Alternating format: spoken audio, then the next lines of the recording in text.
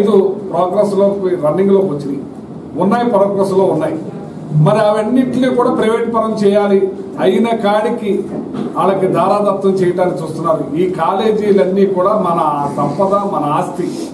వీటిని పేద ప్రజలకి వైద్యం చేయటంలో కానీ, మెడికల్ సీట్లు, మెడికల్ ఇంజనీర్ డాక్టర్లు చేయటంలో కానీ చాలా ఉపయోగపడే పరిస్థితి ఉన్న ఈ కాలేజీలను కూడా ప్రైవేట్ పరం చేసి మరి వాళ్ళ పెత్తందారులకి దాసోహం చేసే కార్యక్రమం ఈయన చేయబోతున్నాడని చెప్పి సందర్భంగా తెలియజేస్తున్నాం. ఇవాళ అమ్మ ఒడి కానీ, విద్యా దీవెన కానీ, వసతి దీవెన కానీ, రైతు భరోసా కానీ, వాహన మిత్ర కానీ, మరి కాపు నేస్తం కానీ, మరి బీసీ నేస్తం కానీ ఏది కూడా కొనసాగించే ప్రశ్న లేకుండా, దానికోసం స్పందిస్తానో ప్రశ్నిస్తానన్న వ్యక్తి కూడా కనపడకుండా ఇవాళ రాష్ట్రాన్ని మొత్తం కూడా కంప్లీట్ ఇచ్చేస్తారు. ఆయన ఎన్ని అబద్ధాలు మాట్లాడతాడంటే, కరెంటు దారుణంగా 2 సార్లు పెంచేశాడు. ఆయన వచ్చాక పెద్ద అమౌంట్ పెంచాడు.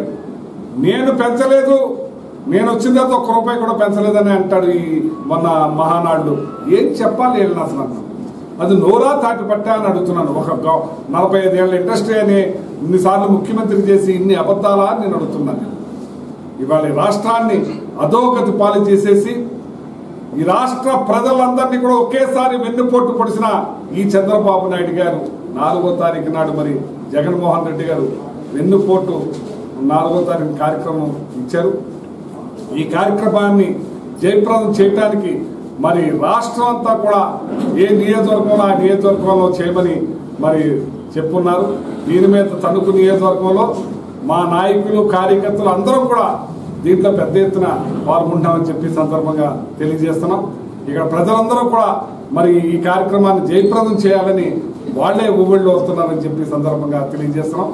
ఇది ఈ కార్యక్రమం మరి తణుకు నుంచి మన ఎంఆర్ఓ ఆఫీస్కి రిప్రజెంటేషన్ ఇచ్చే కార్యక్రమాన్ని రేపు 4వ తారీఖున చేయబోతున్నాం. ఇది మొత్తం నియోజకవర్గం నలుమూలల నుంచి కూడా అన్ని వర్గాల వరకు కూడా దీంతో పాల్గొని జయప్రదం చేయడానికి మా నాయకులు, కార్యకర్తలు అందరూ కూడా సిద్ధంగా ఉన్నారని చెప్పి ఈ సందర్భంగా తెలియజేస్తున్నాం. ఈ రాష్ట్ర ప్రభుత్వం వెన్నుపోటులో పొడిగించడంలో ముందుంది, మరి వంచన చేయటంలో ముందుంది. సంపద సృష్టిస్తానన్నారు. సంపద సృష్టించడం అంటే మరి మాకు అర్థం కాలేదు.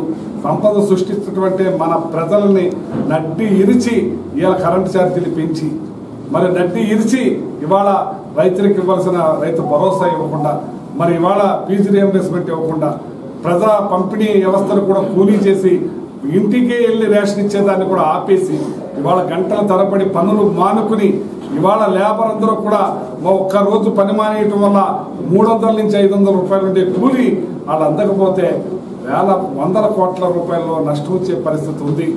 ఒక పక్క మీరిచ్చే పథకాలు కొనసాగించకపోయినా ఇవాళ వాళ్ళని బతికేది కూడా దారి లేకుండా చేసే కార్యక్రమం చేస్తున్నారు. మీరు తీరా లైన్లో ఉండి ఆ సర్వర్స్ పనిచేయకపోతే మళ్ళీ వెనక్కి వచ్చి మళ్ళీ వెళ్ళే పరిస్థితి వస్తే ఈ పరిస్థితి ఏమిటని చెప్పి, అలాంటి పరిస్థితి ఉండకూడదనే ఇవాళ ఎండి బళ్ళను తీసుకొచ్చి సక్రంగా నడిపిస్తూ ఉంటే దాన్ని ఇవాళ మీరు కూలీ చేసే కార్యక్రమం చేశారు. వాళ్ళకి నడి రోడ్డు మీద నుంచే పెట్టారు. వాలంటీర్స్ని మోసం చేశారు. అలాగే ఇంతకుముందు లెక్కర్ షాప్లో పనిచేసిన వాళ్ళందరికీ కూడా మోసం చేశారు. మీరు ఇస్తానన్న ఉద్యోగాలు లేవు, కానీ ఇచ్చే ఉద్యోగాలు మాత్రం గాలి వదిలేశారని చెప్పి ఇలా తెలియజేస్తా ఉన్నాను. ఈ కూటమి ప్రభుత్వం మోసపూరితంతో వ్యవహరిస్తూ ఉంది. ఇవాళ దోపిడీ, ఒక ఎమ్మెల్యేని మించి ఒక ఎమ్మెల్యే దోపిడీ.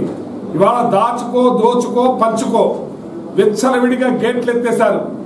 ఏ రకంగా దోచుకోవాలా, పేక, మందు, మద్యం షాపులతో పాటు లిక్కర్ షాప్, మన వైన్, ఇది బెల్ట్ షాపులు, దానికి తోడుగా మళ్ళీ రూములని ఇష్టానుసారంగా రాత్రి పగలు తాగించే కార్యక్రమం చేసి ఇవాళ ఒకటి కాదు బెట్టింగ్ అన్ని రకాలు కూడా ప్రోత్సహిస్తున్నారు. ఇంతకుముందు పేకాట ఆడుకోవాలంటే శ్రీలంక వెళ్ళేవాళ్ళు కొంతమంది, ఇవాళ ప్రతి ఒక్కళ్ళు కూడా ఇంట్లో మంగళసూత్రాలు కూడా తీసుకొచ్చి పేకాట్లాడించే కార్యక్రమం చేసేస్తున్నారు. మా దగ్గరికి రండి, ఆడుకోండి, మీకు స్వేచ్ఛగా ఆడుకోండి అని చెప్పి ఇవాళ అన్ని డిపార్ట్మెంట్లు కానీ, ఇక్కడ నాయకులు కానీ, మన దాన్ని నడిపించే వాళ్ళు కానీ పేక ముక్కల్లా కలిసిపోయి ఇవాళ ఆడించే కార్యక్రమంలో ముందున్నారని చెప్పి సందర్భంగా తెలియజేస్తున్నాం. మా నియోజకవర్గం రండి, మా నియోజకవర్గం పోటీ పడి ఆడించే కార్యక్రమం చేస్తున్నారు. ఇది ఈ సంస్కృతి మంచిది కాదు.